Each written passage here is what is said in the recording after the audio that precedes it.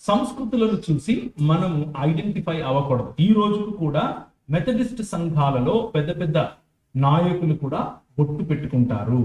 Methodist సంఘాలలో ఉన్నటువంటి వాళ్ళు క్రైస్తవులు కాదంటారా? క్రైస్తవులే.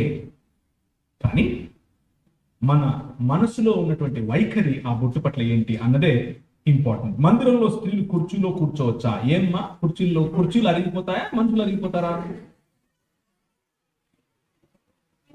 నాకు అర్థం కాలేదు. అంటే మీ ఇంట్లో కూర్చోవచ్చా? మా ఇంట్లో స్త్రీలు కుర్చీలో కూర్చోవచ్చా అని ఎందుకు అడగలేదు? మందిరంలోనే అని ఎందుకు అడిగారు?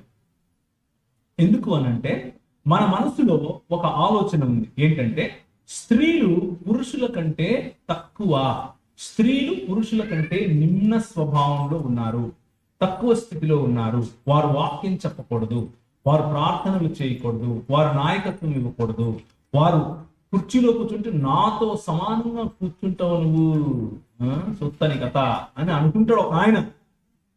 అలాంటి వాళ్ళు ఎప్పుడూ ఉంటారు. దాన్ని ఏమంటారు అని అంటే జబ్బు అంటారు. ఏమంటారు? కరోనా కంటే భయంకరమైన జబ్బు.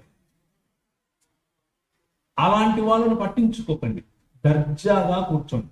మీకు పైన కూర్చోవడం సౌకర్యవంతంగా ఉంటే పైన కూర్చోండి, కింద కూర్చోవడం సౌకర్యవంతంగా ఉంటే కింద కూర్చోండి. పైన కూర్చుంటే కొత్తగా పరలోకం పోయేది లేదు, కింద కూర్చుంటే కొత్తగా పరలోకం పోకుండా ఉండేది లేదు.